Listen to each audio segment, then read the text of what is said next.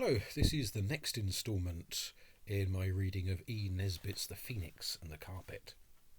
We're now up to Chapter 3, The Queen Cook. It was on a Saturday that the children made their first glorious journey on the wishing carpet.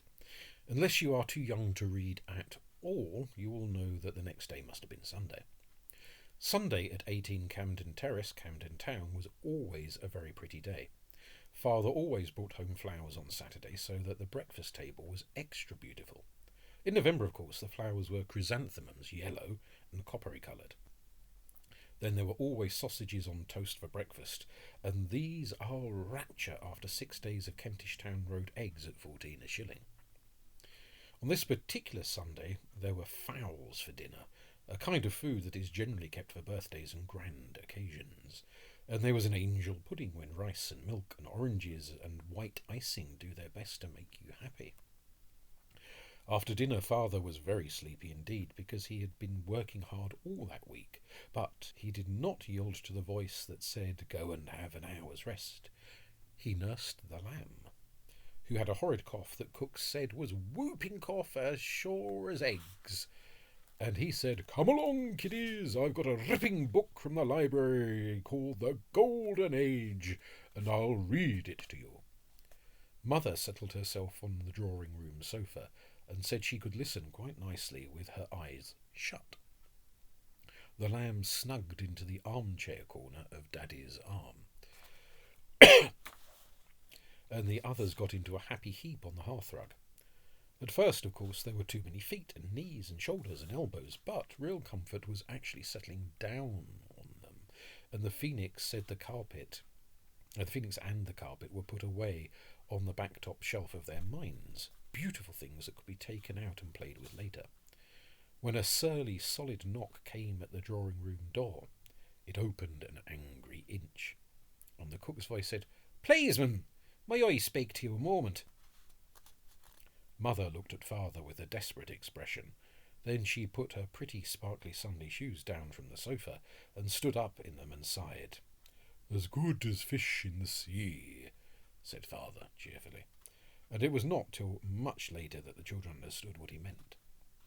Mother went out into the passage, which is called the hall, where the umbrella stand is, and the picture of the monarch of the glen in a yellow shining frame with brown spots on, the monarch from the damp in the house before last. And there was Cook, very red and damp in the face, and with a clean apron tied on all crooked over the dirty one that she had dished up those dear delightful chickens in. She stood there and she seemed to get redder and damper, and she twisted the corner of her apron round her fingers, and she said very shortly and fiercely, "If you please, marm, we should wish to leave at my day month." Mother leaned against the hat stand. The children could see her looking pale through the crack of the door, because she had been very kind to the cook and had given her a holiday only the day before. And it seemed so very unkind of the cook to want to go like this, and on a Sunday too. "Why, what's the matter?" Mother said. "It's them children," the cook replied, and somehow the children all felt that they had known it from the first. They did not remember having done anything extra wrong, but it is so frightfully easy to displease a cook. "It's them children there that's the new carpet in their room, covered in thick mud, both sides, beastly yellow mud, and sakes alive knows how they got it. And all that muck to clean up on a Sunday. It's not my place and it's not my intention, so I don't deceive you, ma'am. But for them limbs, which they is, if ever there was, it's not a place. Though I says it and I wouldn't wish to leave, but—" "I'm very sorry," said Mother gently. "I will speak to the children, and you had better think it over, and if you really wish to go, tell me tomorrow." Next day, Mother had a quiet talk with Cook, and Cook said she didn't mind if she stayed on a bit just to see. But meantime the question of the muddy carpet had been gone into thoroughly by Father and Mother. Jane's candid explanation that the mud had come from the bottom of a foreign tower where there was buried treasure was received with such chilling disbelief that the others limited their defence to an expression of sorrow and a determination not to do it again. But Father said, and Mother agreed with him, because mothers have to agree with fathers, and not because it was her own idea, that children who coated a carpet on both sides with thick mud, and when they were asked for an explanation could only talk silly nonsense, that meant Jane's truthful statement, were not fit to have a carpet at all, and indeed shouldn't have one for a week. So the carpet was brushed with tea leaves too, which was the only comfort Anthea could think of, and folded up and put away in the cupboard at the top of the stairs, and Daddy put the key in his trouser pocket. "Till Saturday," he said. "Never mind," said Anthea. "We've got the phoenix." But, as it happened, they hadn't. The phoenix was nowhere to be found. And suddenly everything settled down from the rosy wild beauty of magic happenings to the common, damp brownness of ordinary November life in Camden Town. And there was the nursery floor, all bare boards in the middle and brown oilcloth around the outside, and the bareness and yellowness of the middle floor showed up the black beetles with terrible distinctness when the poor things came out in the evening, as usual, to try to make friends with the children, but the children never would. The Sunday ended in gloom, which even junket for supper in the blue Dresden bowl could hardly lighten at all. Next day, the lamb's cough was worse. It certainly seemed very whoopy, and the doctor came in his brougham carriage. Everyone tried to bear up under the weight of the sorrow which it was to know that the wishing carpet was locked up and the phoenix mislaid. A good deal of time was spent in looking for the phoenix. "It's a bird of its word," said Anthea. "I'm sure it's not deserted us, but you know it had a most awfully long fly from wherever it was to near Rochester and back, and I expect the poor thing's feeling tired out and wants rest. I am sure we may trust it." The others tried to feel sure of this too, but it was hard.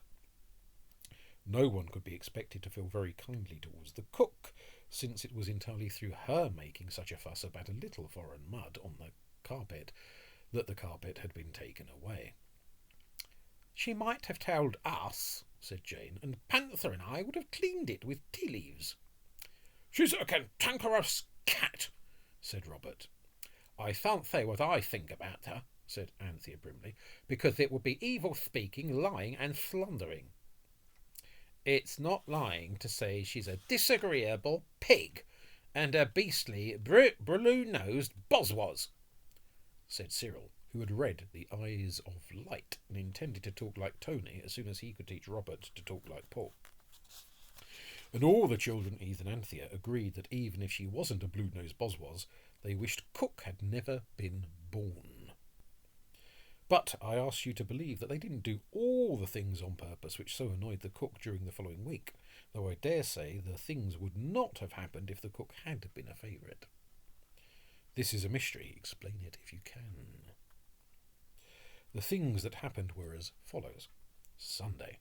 Discovery of foreign mud on both sides of carpet. Monday. Licorice put on to boil with aniseed balls in a saucepan. Anthea did this because she thought it would be good for the lamb's cough. The whole thing was forgotten, and the bottom of the saucepan burned out. It was the little saucepan lined with white that was kept for the baby's milk.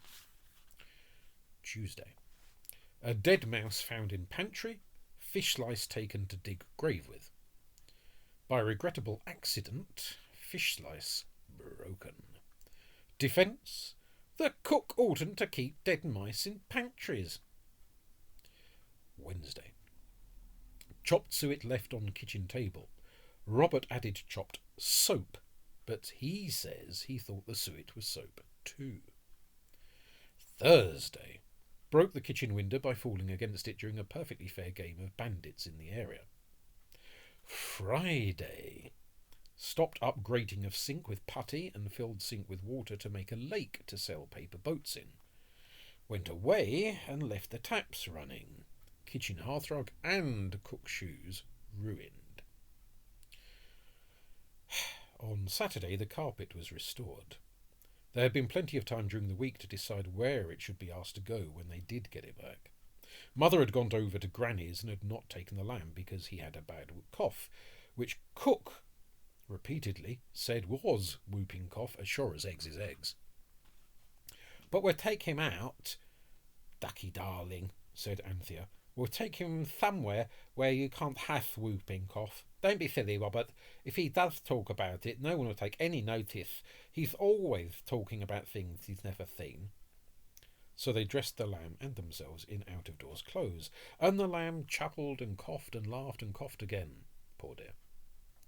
And all the chairs and tables were moved off the carpet by the boys, while Jane nursed the lamb, and Anthea rushed through the house in one last wild hunt for the missing phoenix.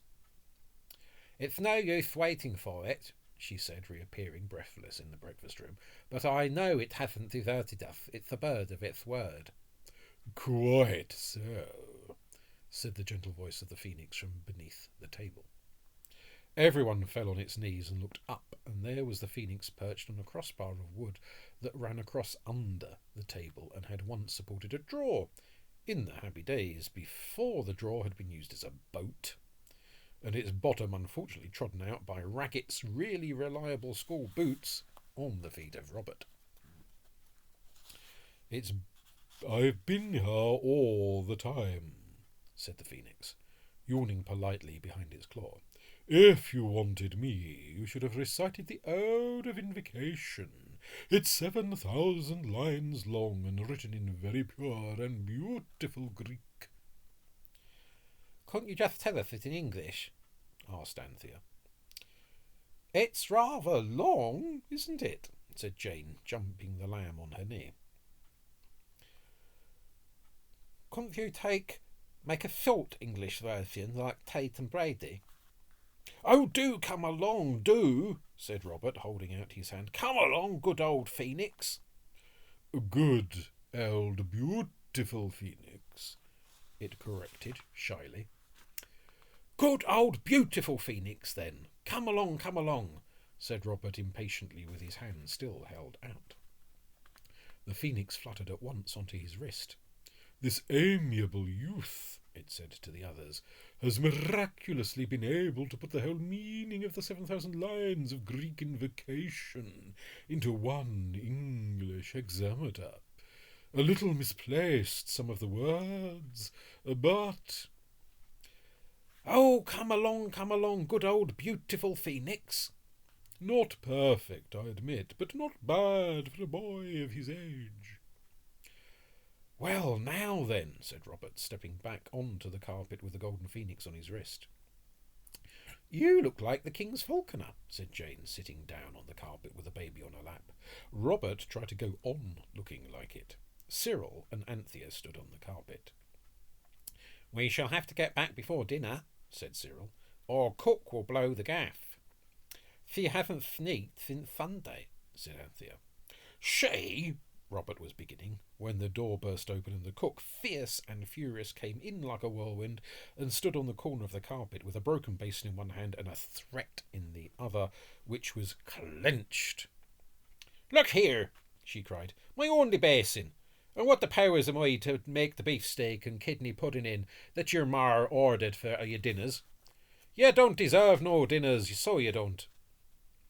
"I'm awfully sorry, cook," said Anthea gently.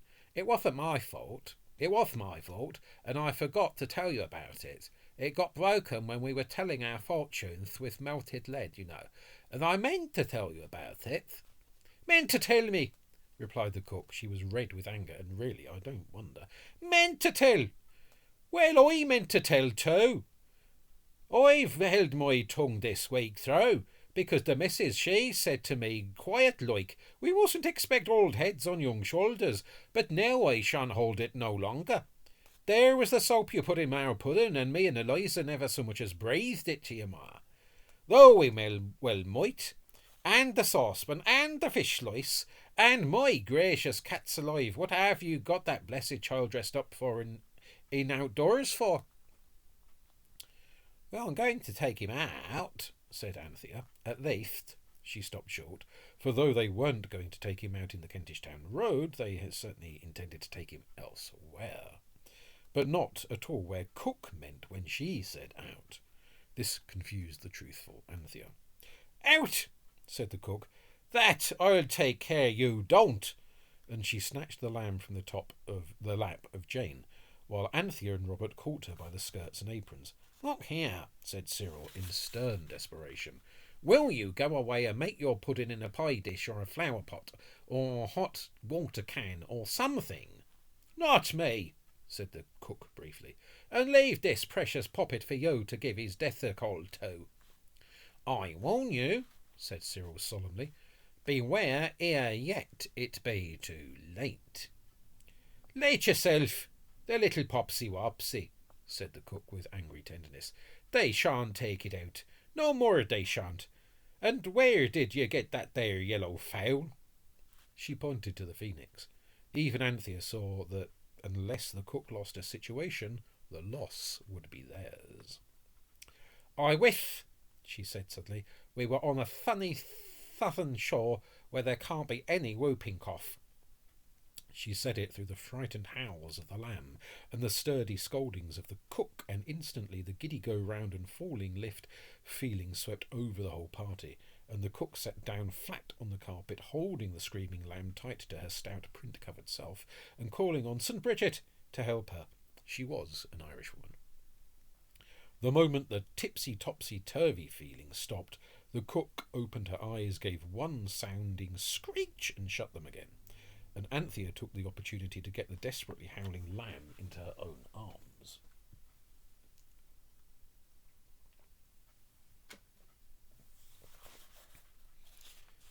It's all right, she said. Own panther's got you. Look at the trees and the sand and the shells and the great big tortoises. Oh dear, how hot it is. It certainly was. For the trusty carpet had laid itself out on the southern shore that was sunny and no mistake, as Robert remarked. The greenest of green slopes led up to the glorious groves where palm trees and all the tropical flowers and fruits that you read of in Westward Ho and Fair Play were growing in rich profusion. Between the green slope and the blue sea lay a stretch of sand that looked like a carpet of jewelled cloth of gold, for it was not greyish as our northern sand is, but yellow and changing, opal-coloured like sunshine and rainbows. And at the very moment when the wild, whirling, blinding, deafening, tumbling upside-downness of the carpet moving stopped, the children had the happiness of seeing 3 large live turtles waddle down to the edge of the sea and disappear in the water.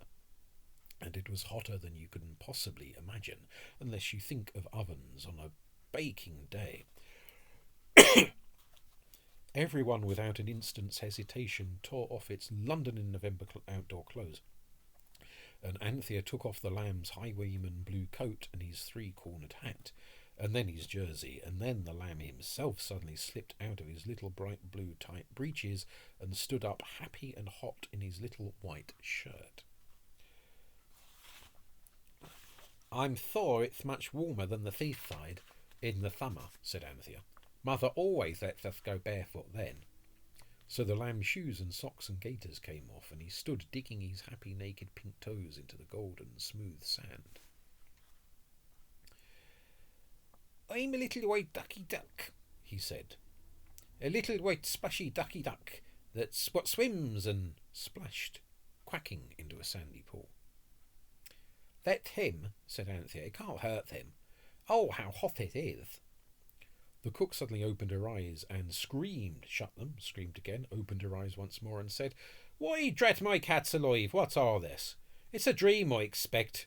Well, it's the best dream I ever had dreamed. I'll look it up in the dream book tomorrow. Seaside and trees and a carpet to sit on, I never did. Look here, said Cyril, it isn't a dream, it's real. Oh, yes, said the cook. They always says that in dreams.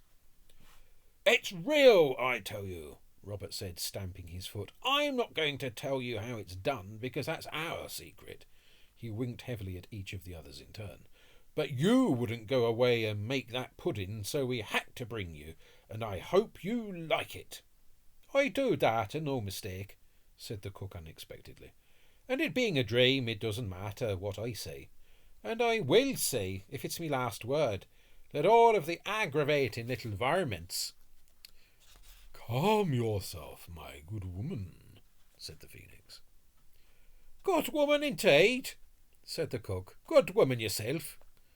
Then she saw who it was that had spoken. Well, if I ever, said she. This is something like a dream. Yellow fowls are talking and all. I've heard of such, but never did I think to see the day. Well then, said Cyril impatiently, sit here and see the day now. It's a jolly fine day.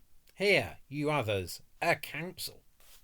They walked along the shore till they were out of earshot of the cook, who still sat gazing about her with a happy, dreamy, vacant smile. Look here, said Cyril. We must roll the carpet up and hide it so that we can get at it at any moment.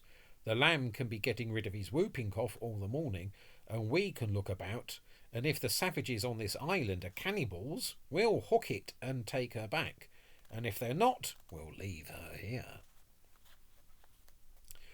Is that being kind to servants and animals, like the clergyman said? Asked Jane. No, she isn't kind, retorted Cyril. Well, anyway, said Anthea, the safest thing is to leave the carpet there with her sitting on it. Perhaps it'll be a lesson to her, and anyway, if she thinks it's a dream, it won't matter what she says when she gets home. So the extra coats and hats and mufflers were piled onto the carpet. Cyril shouldered the well and happy lamb, the phoenix perched on Robert's wrist, and the party of explorers prepared to enter the interior. The grassy slope was smooth, but under the trees there were tangled creepers with bright, strange-shaped flowers, and it was not easy to walk. We ought to have an explorer's axe, said Robert. I shall ask Father to give me one for Christmas. There were curtains of creepers with scented blossoms hanging from the trees, and brilliant birds darted about quite close to their faces. Now tell me honestly, said the phoenix, are there any birds here handsomer than I am? Don't be afraid of hurting my feelings. I'm a modest bird, I hope. Not one of 'em, said Robert with conviction, is a patch upon you. I was never a vain bird, said the phoenix, but I own that you confirm my own impression. I will take a flight. It circled in the air for a moment, and, returning to Robert's wrist, went on. There is a path to the left. And there was. And so now the children went on through the woods more quickly and comfortably, the girls picking flowers and the lamb inviting the pretty duckies to observe that he himself was a little white, real water wet duck. And all this time he hadn't whooping coughed once. The path turned and twisted, and always threading their way amid a tangle of flowers, the children suddenly passed a corner and found themselves in a forest clearing, where there were a lot of pointed huts. The huts, as they knew at once, of savages. The boldest heart beats more quickly. Suppose they were cannibals? It was a long way back to the carpet. Hadn't we better go back? Said Jane. Go now? She said, and her voice trembled a little. Suppose they eat us? Nonsense, pussy, said Cyril firmly. Look, there's a goat tied up. That shows they don't eat people. Let's go on and say we're missionaries, Robert suggested. I shouldn't advise that, said the phoenix very earnestly. Why not? Well, for one thing, it isn't true, replied the bird. It was while they stood hesitating on the edge of the clearing that a tall man suddenly came out of one of the huts. He had hardly any clothes, and his body was all over was as dark and beautifully coppery colour, just like the chrysanthemums Father had brought home on Saturday. In his hand he held a spear. The whites of his eyes and the white of his teeth were the only light things about him, except that where the sun shone on his shiny brown body, it looked white too. If you will look carefully at the next shiny savage you meet with, next to nothing on, you will see at once, if the sun happens to be shining at the time, that I am right about this. The savage looked at the children. Concealment was impossible.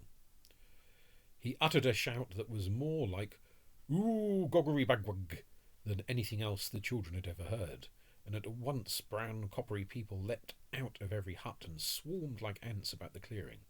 There was no time for discussion, and no one wanted to discuss anything anyhow. Whether these coppery people were cannibals or not now seemed to matter very little. Without an instant's hesitation, the four children turned and ran back along the forest path. The only pause was Anthea's. She stood back to let Cyril pass because he was carrying the lamb, who screamed with delight. He had not whooping coughed a single once since the carpet landed him on the island. "Gee up, squirrel, gee, gee!" he shouted, and Cyril did gee up. The path was a shorter cut to the beach than the creeper-covered way by which they had come, and almost directly they saw through the trees the shining blue and gold and opal of sand and sea. "Stick to it!" cried Cyril breathlessly. They did stick to it. They tore down the sands. They could hear behind them as they ran the patter of feet which they knew too well were copper-coloured. The sands were golden and opal-coloured and bare. There were wreaths of tropic seaweed. There were rich shells of the kind you would not buy in the Kentish Town Road under at least 15 pence a pair. There were turtles basking lumpily on the water's edge, but no cook, no clothes, and no carpet. "Go on! Into the sea!" gasped Cyril. "They must hate water. I've heard savages always dirty." Their feet were splashing in the warm shallows before his breathless words were ended. The calm baby waves were easy to go through. It is warm work running for your life in the tropics, and the coolness of the water was delicious. They were up to their armpits now, and Jane was up to her chin. "Look," said the phoenix. "What are they pointing at?" The children turned, and there, a little to the west, was a head they knew, with a crooked cap upon it. It was the head of the cook.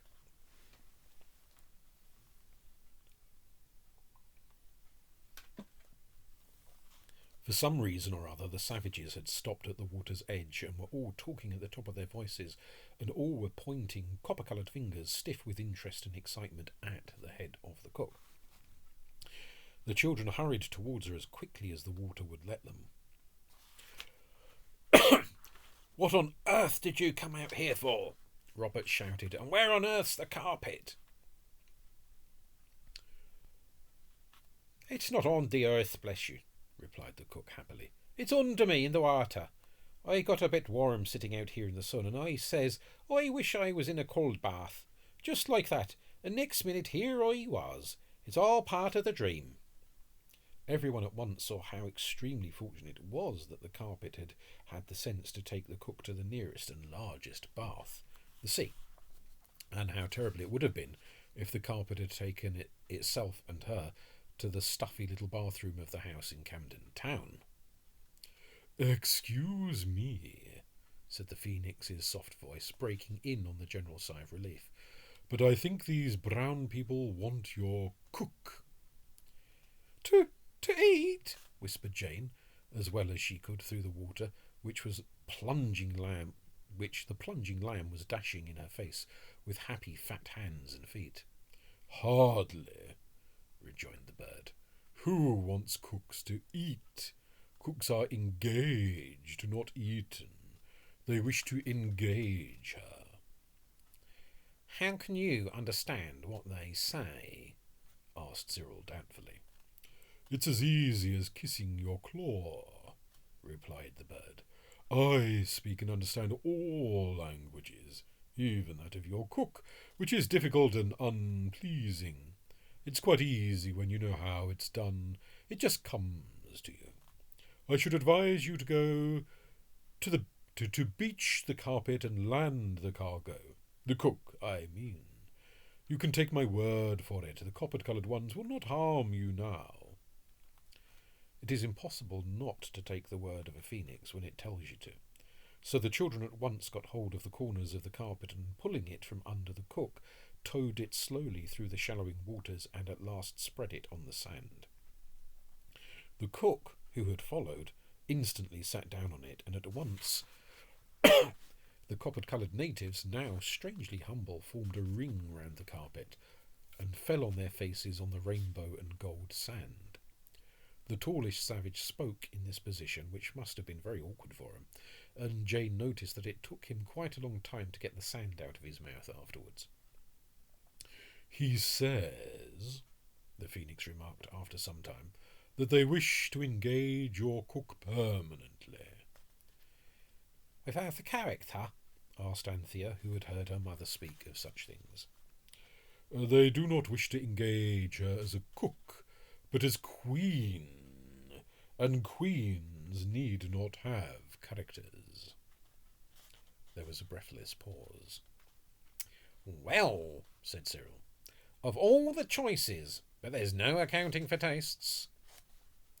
Everyone laughed at the idea of the cook being engaged as queen. They couldn't help it. "I do not advise laughter," warned the Phoenix, ruffling out his golden feathers, which were extremely wet. "And it's not their own choice. It seems that there is an ancient prophecy of this copper-coloured tribe that a great queen should some day arise out of the sea with a white crown on her head, and, well, you see, there's the crown." It pointed its claw at Cook's cap, and a very dirty cap it was, because it was the end of the week. "That's the white crown," it said. "At least it's nearly white. Very white indeed compared to the colour they are, and anyway, it's quite white enough." Cyril addressed the cook. "Look here," said he. "These brown people want you to be their queen. They're only savages and they don't know any better. Now, would you really like to stay, or, if you'll promise not to be so jolly aggravating at home, and not to tell anyone a word about today, we'll take you back to Camden Town." "No, you don't," said the cook in firm, undoubting tones. "I've always wanted to be the queen, God bless her, and I always thought what a good one I should make, and now I'm going to. If it's only in a dream, it's well worth while. And I don't go back to that nasty underground kitchen, and me blamed for everything, that I don't, not till the dream's finished and I wake up with that nasty bell a-ringing in me ears. So I tell you." "And you thought," Anthea anxiously asked the Phoenix, "that she would be quite safe here?" "She will find the nest of a queen a very precious and soft thing," said the bird solemnly. "Now, you hear?" said Cyril. "You're in for a precious soft thing, so mind you're a good queen, cook. It's more than you'd any right to expect, but long may you reign." Some of the cook's copper-coloured subjects now advanced from the forest with long garlands of beautiful flowers, white and sweet-scented, and hung them respectfully round the neck of their new sovereign. "What, all them lovely bouquets for me?" exclaimed the enraptured cook. "Well, there, this here is something. I like a dream, I must say." She sat up very straight on the carpet, and the copper-coloured ones, themselves wreathed in garlands of the gayest flowers, madly stuck parrot feathers in their hair and began to dance. It was a dance such as you have never seen. It made the children feel almost sure that the cook was right, and that they were all in a dream. Small, strange-shapen drums were beaten, odd-sounding songs were sung, and the dance got faster and faster and odder, till at last all the dancers fell on the sand, tired out. The new queen, with her white-crowned cap all on one side, clapped wildly. "Bravo!" she cried. "Bravo! 'Tis better than the Albert Edward Music Hall in the Kentish Town Road. Go it again!" But the Phoenix would not translate this request into the copper-coloured language, and when the savages had recovered their breath, they implored their queen to leave her white escort and come with them to their huts. "The finest shall be yours, O Queen," said they. "Well, so long," said the cook, getting heavily on to her feet, when the Phoenix had translated this request. "No more kitchens and attics for me, thank you. I'm off to my royal palace, I am, and I only wish that this here dream would keep on for ever and ever." She picked up the ends of the garlands that trailed around her feet, and the children had one last glimpse of her striped stockings and worn elastic side boots before she disappeared into the shadows of the forest, surrounded by her dusky retainers, singing songs of rejoicing as they went. "Well," said Cyril, I suppose she's all right, but they don't seem to count us for much, one way or the other." "Oh," said the Phoenix, "they think you're merely dreams. The prophecy excuse me. The prophecy said that the Queen would arise from the waves with a white crown and surrounded by white dream children. That's about what they think you are." "And what about dinner?" said Robert abruptly.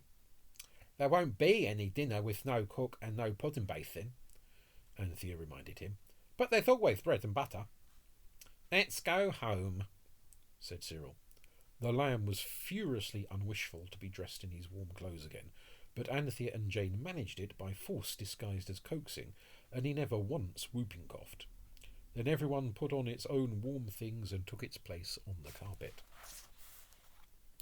A sound of uncouth singing still came from beyond the trees where the copper-coloured natives were crooning songs of admiration and respect to their white-crowned queen. Then Anthea said, "Home," just as duchesses and other people do to their coachmen, and the intelligent carpet in one whirling movement laid itself down in its proper place on the nursery floor. And at that very moment Eliza opened the door and said, "Cook's gone! I can't find her anywhere, and there's no dinner. She hasn't taken a box nor yet her outdoor things. She just ran out to see the time. I shouldn't wonder the kitchen clock never did give her satisfaction. And she's got run over or fell down in a fit as like as not. You'll have to put up with a cold bacon in your dinners. And what on earth you've got your outdoor things on for, I don't know. And then I'll slip out and see if they know anything about it and about her at the police station." But nobody ever knew anything about the cook anymore except the children, and later one other person. Mother was so upset at losing the cook and so anxious about her that Anthea felt most miserable, as though she had done something very wrong indeed. She woke several times in the night and at last decided that she would ask the Phoenix to let her tell her mother all about it. But there was no opportunity to do this the next day because the Phoenix, as usual, had gone to sleep in some out-of-the-way spot after asking as a special favour not to be disturbed for 24 hours. The lamb never whooping coughed once all that Sunday, and mother and father said what good medicine it was that the doctor had given him. But the children knew that it was the southern shore where you can't have whooping cough that had cured him. The lamb babbled of coloured sand and water, but no one took any notice of that. He often talked about things that hadn't happened. It was on Monday morning, very early indeed, that Anthea woke and suddenly made up her mind. She crept downstairs in a nightgown, it was very chilly, sat down on the carpet, and with a beating heart wished herself on the sunny shore where you can't have whooping cough, and next moment there she was. The sand was splendidly warm. She could feel it at once, even through the carpet. She folded the carpet and put it over her shoulders like a shawl, for she was determined not to be parted from it for a single instant, no matter how hot it might be to wear. Then, trembling a little and trying to keep up her courage by saying over and over, "It is my duty, it is my duty," she went up the forest path. "Well, here you are again," said the cook directly she saw Anthea. "This dream does keep on." The cook was dressed in a white robe. She had no shoes and stockings and no cap, and she was sitting under a screen of palm leaves, for it was afternoon in the island and blazing hot. She wore a flower wreath on her hair, and copper-coloured boys were fanning her with peacock's feathers. "They've got the cap put away," she said. "They seem to think a lot of it. Never saw one before, I expect." "Are you happy?" asked Anthea, panting. The sight of the cook as queen quite took her breath away. "I believe you, my dear," said the cook heartily. "Nothing to do unless you want to. But I'm getting rested now. Tomorrow I'm going to start cleaning out my hut, if the dream keeps on, and I shall teach them cooking. They burns everything to a cinder now unless they eats it raw."